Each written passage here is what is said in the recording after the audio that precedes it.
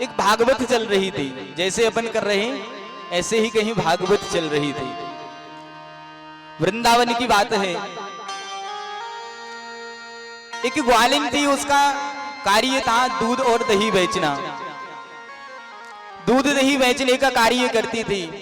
नित्य वृंदावन आती थी दूध दही बेचने और सायंकाल यमुना पार करके बाहर चली जाती थी।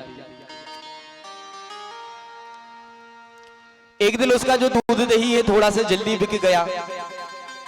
उसने सोचा अभी घर जाकर क्या करूंगी, थोड़ा वृंदावन भ्रमण कर लेती हूं। वहां पर श्रीमद् भागवत महापुराण की कथा चल रही थी। उसने सोचा वाह क्या भाग है, आज तो हमें कथा प्राप्त हो गई।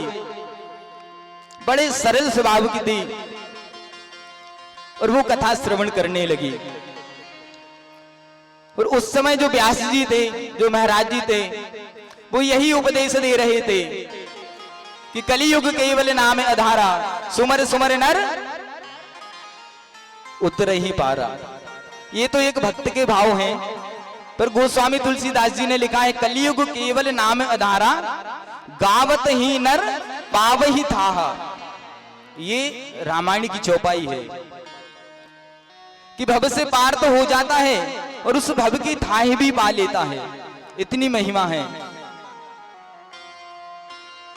अपन भी गाते हैं ना, पार भव से उतर जाएगा, राम कहने से तर जाएगा। तो ऐसा उपदेश दे रहे थे कि राम कहने से तर जाएगा और भव से पार उतर जाएगा। उसने सुना, ग्वालिन थी, कहने लगी मुझे तो पता ही नहीं था, भगवान के नाम से आदमी भव पार कर जाते हैं और यमुना जी भी मैं पैसा दे के पार करके आती हूं। ये अच्छा हुआ कम से कम आज दूध दही जल्दी बिक गया तो मुझे ये पता चल गया कि भाई मैं पहले घर से यमुना तट पर जाती थी जहां से नौका मिलती थी, फिर उसको पैसा देके यमुना पार करके यहां तक आती थी। तो जैसे ही कथा पूर्ण हुई, बड़ा सरल स्वभाव की थी, भगवान के प्रति अटूट विश्वास था और बड़ी श्रद्धा और भाव के साथ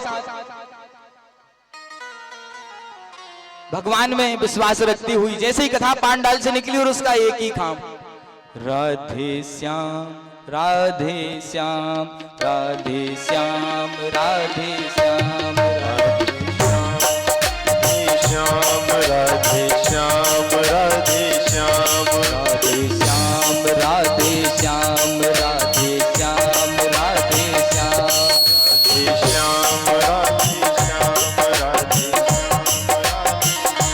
राधे श्याम राधे श्याम राधे श्याम राधे श्याम राधे श्याम राधे श्याम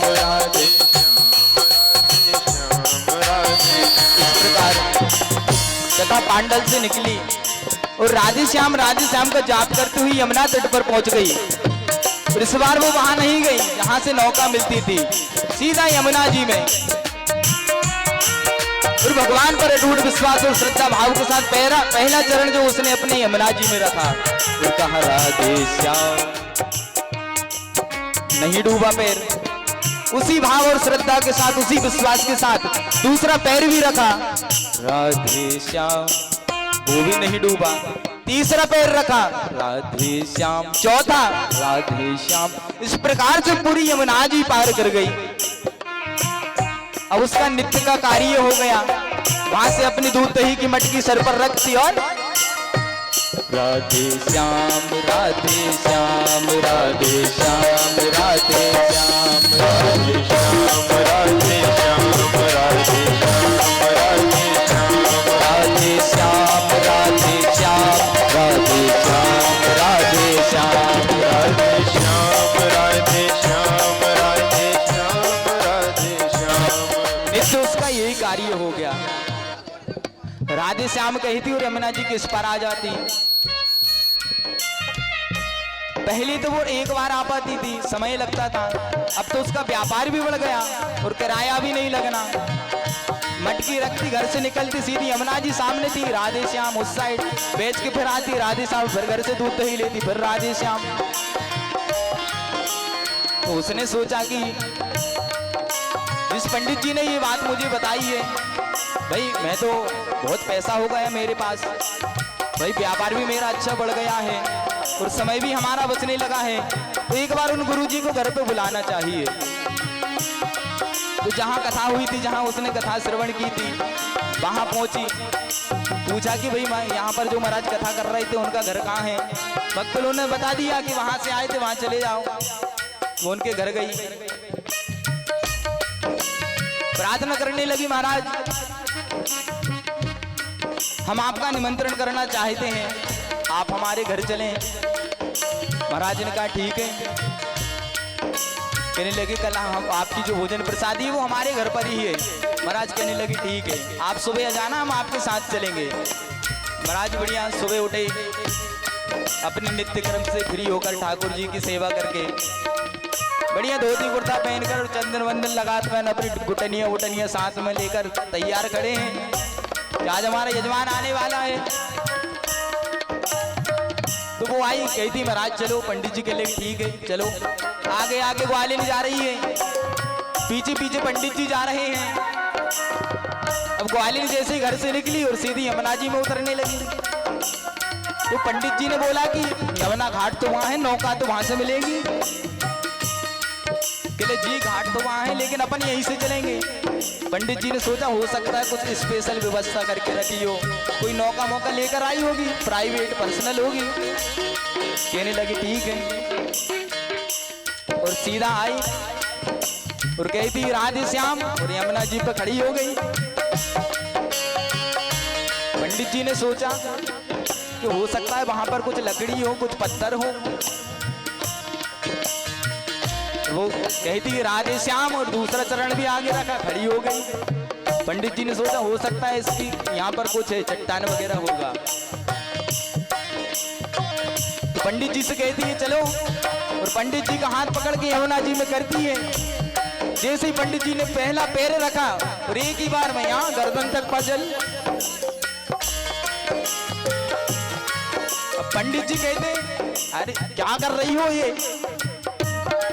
वो तो कहती है राधे श्याम राधे श्याम राधे श्याम राधे श्याम राधे श्याम राधे श्याम राधे श्याम राधे क्योंकि यदि वो बोलना बंद कर देगी तो वो डूब जाएगी। भाई राधे श्याम नाम का ही तो सहारा है जो पानी पे खड़ी है। अब वो कुछ जवाब नहीं देती, अब जवाब दे रही तो वो भी नीचे जा रही। अब वो कहती है गुरु जी बोलो राधे श्याम, गुरु जी बोलो राधे श्याम, गुरु जी बोलो राधे श्याम, गुरु जी बोलो राधे श्याम। यमुना का भव सागर में भी, यमुना क्या भव सागर में भी यही मंत्र से काम। गुरु जी बोलो राधे श्याम, गुरु जी बोलो राधे श्याम, गुरु जी बोलो राधे श्याम, गुरु जी बोलो राधे श्याम। अब गुरुजी ने सोचा पता नहीं कौन है, भूत है, पिशाचनी है, कोई डाकनी है, कोई बटमारनी है, कहाँ उलझ गया आज मैं, हे प्रभु कहाँ फंस गया। अब वो तो राधे श्याम कहती जाती, गुरुजी का हाथ पकड़े। इतने में तो गुरुजी ने 2-3 डुबकी लगा ली। कहीं हाथ पकड़ते तो ऊपर आ जाते, कभी जल में नीचे चले जाते। जब कहते हैं ना विपत्ति आती है तो भगवान को याद करते हैं। वो गुरुजी से कहती है यमुना क्या भवसागर में भी, याद दिलाती है प्रभु आपने ही तो कही थी राम नाम से भवसागर पार हो जाते हैं। ये तो यमुना जी हैं कि यमुना क्या भवसागर में भी यही मंत्र से काम आपने हमें उपदेश दिया था। पर गुरुजी को कहाँ याद आ रही कि हमने कब क्या बोल दिया। 2-3 डुबकी खा गए, फिर उन्हें प्रभु की याद आई कि उन्होंने सोचा अब तो बचना ही नहीं है, अब एक ही है जो बचा सकते हैं। उबारो राधा वर घर श्याम, उबारो राधा वर घन श्याम, उबारो राधा वर घन श्याम, उबारो राधा वर। जैसे ही गुरुजी ने संकीर्तन किया, गुरुजी भी तुरंत ऊपर आ गए। वो बड़े भाव के साथ उनको घर ले गई,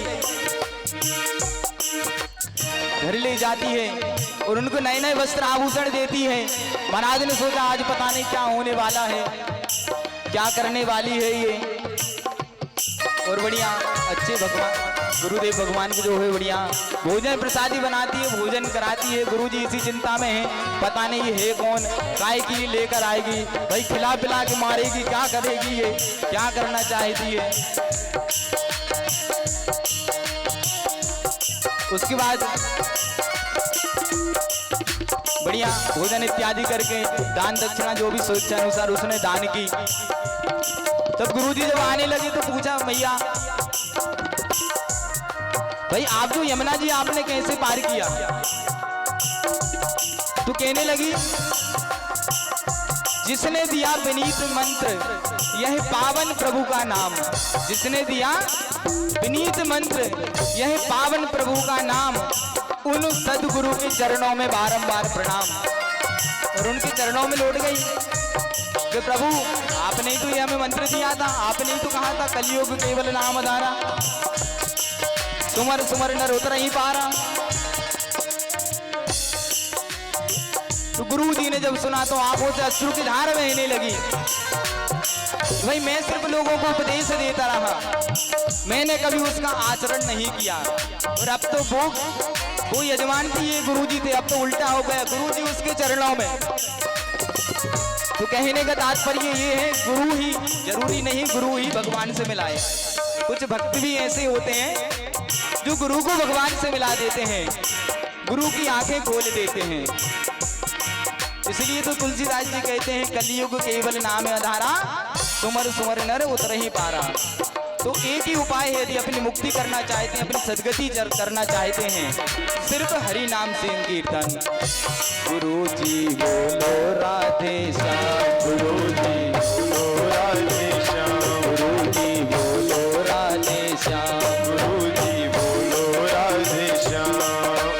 यमुना क्या भव सागर में भी, यमुना क्या भव सागर में भी, यमुना क्या भव सागर में भी, यमुना क्या भव सागर में भी, इसी मंत्र से काम। गुरु जी बोलो राधे श्याम, गुरु जी बोलो राधे श्याम, गुरु जी बोलो बोलो राधे श्याम, गुरु जी बोलो राधे श्याम।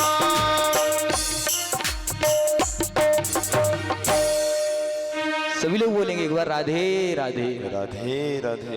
तो कथा का आशय समझ गए आप लोग कि कथा सिर्फ सुनानी नहीं है, कथा सिर्फ श्रवण नहीं करनी, कथा को अपने जीवन में भी उतारना है, तब जीव की सदगति होती है, तब हमें भगवत कृपा प्राप्त होती है।